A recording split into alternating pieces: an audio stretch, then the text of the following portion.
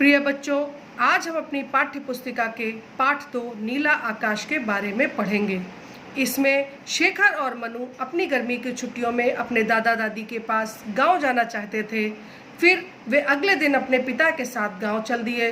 रास्ते में उनको हरे भरे खेत और बाग बगीचे दिखाई दिए जो उनको बहुत अच्छे लगे। इतनी हरियाली उन्होंने शहर में कभी कहीं नहीं देखी थी।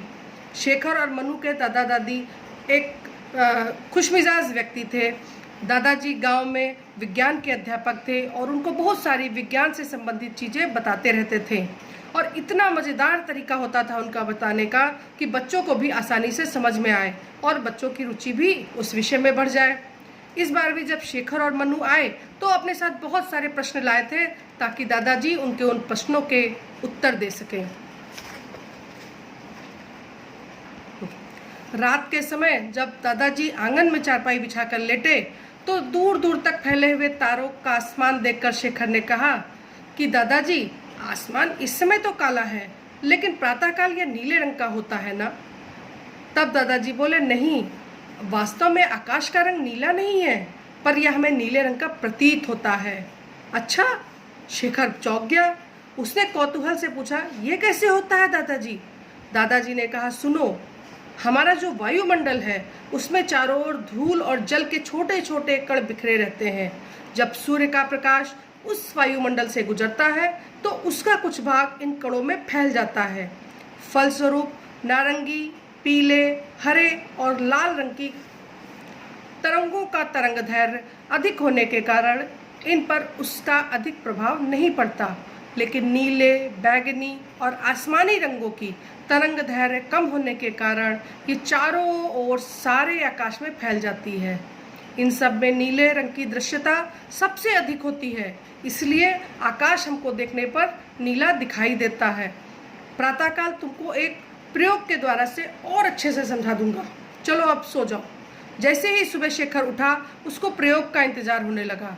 दादाजी उसे कमरे में ले गए और उन्होंने कमरे पर और खिड़कियों और दरवाज़ों पर पर्दे डाल दिए। बिल्कुल अंधेरा सा हो गया था। तभी दादी जी आई और एक हाथ में पानी से भरा कांच का जग और कटोरी में थोड़ा सा दूध लिए थी। दादाजी ने मनु से कहा, जाओ मेरी मेज से टॉर्च उठा लाओ। अब दादाजी ने पानी के जग में थोड़ी सी मात्रा में दूध डाला जिससे पानी दूधिया हो गया। फिर उन्होंने जग से 3 इंच की दूरी पर टॉर्च जलाई तो जग का पानी नीले आकाश के समान नजर आने लगा। दादाजी ये देखकर उन्हें समझाने लगे कि यदि जग के पानी को आकाश मान लिया जाए तो दूध हमारे वायुमंडल में फैली धूल और जल के कण हैं और टॉर्च का प्रकाश सूर्य की रोशनी है। जब टॉर्च रूपी सूर्य की रोशनी दूध पर पड़ी तो दूध की बूंदों द्वारा नीले रंग की तरंग पूरे पानी में फैलकर उसके नीले होने का आभास देने लगी। बच्चे इसको देखकर बहुत आश्चर्यचकित हो गए। उनको एक नई जानकारी मिली थी। शेखर अपने दादाजी से और प्रश्न पूछने लगा तो दादाजी बोले, हर प्रश्न का उत्तर आज ही जान लोगे क्या? तो पूरी छुट्टियों में क्या करोगे? और इस तरह से हमारी ये कहानी समाप्त हो गई। तुम लोग भी ये प्रयोग अपने घर में अपने माता पिता की मदद के साथ कर सकते हो, जिससे तुमको भी एक नई जानकारी करने को और देखने को मिलेगी। अब तुम्हें ये समझना है बच्चों कि हर पाठ के नीचे लिखे हुए शब्दार्थ तुम्हें पढ़ने हैं और उसके बाद पेज नंबर 10 पर लिखा हुआ प्रश्नों के उत्तर दीजिए आपको करना है। ये प्रश्न उत्तर मैंने पहले से ही लिख दिए हैं जिन्हें आप देख लीजिए।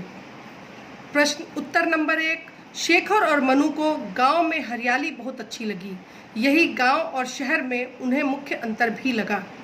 उत्तर नंबर 2, नीला, बैगनी और आसमानी रंगों की तरंगदैर्घ्य कम होती है। उत्तर नंबर 3, नारंगी, पीले, हरे तथा लाल रंग की तरंगदैर्घ्य अधिक होती है। जब सूर्य का प्रकाश, उत्तर नंबर 4 है ये बच्चों, जब सूर्य का प्रकाश धूल के कणों पर पड़ता है तो नीले रंग की तरंगदैर्घ्य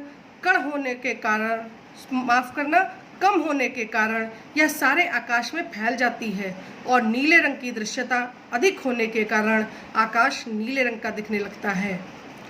तुम्हें ये प्रश्न उत्तर करने हैं और साथ में पेज नंबर 11 पर लिखे हुए ये विलोम शब्द 11 और 12 पर, गर्मी सर्दी, गांव शहर, उजाला अंधेरा, शाम सुबह,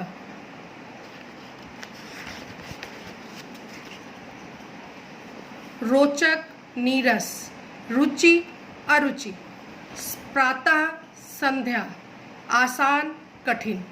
ये विलोम शब्द भी तुम्हें अपनी किताब में लिखने हैं। आशा है कि तुम इसे अपना जल्दी से जल्दी अपना ये काम पूरा करोगे और इसको पढ़ाई करने के लिए